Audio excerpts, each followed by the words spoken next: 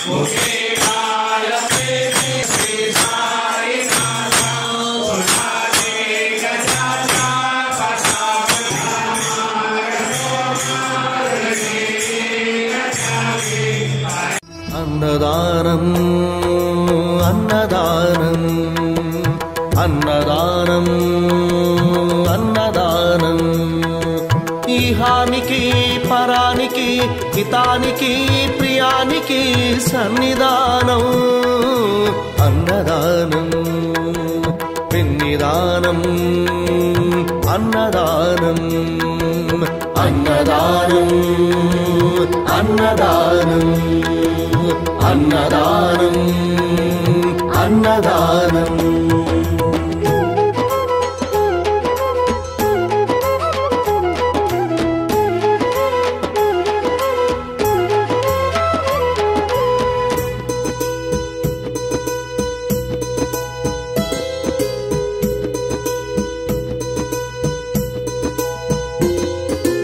अन्नमे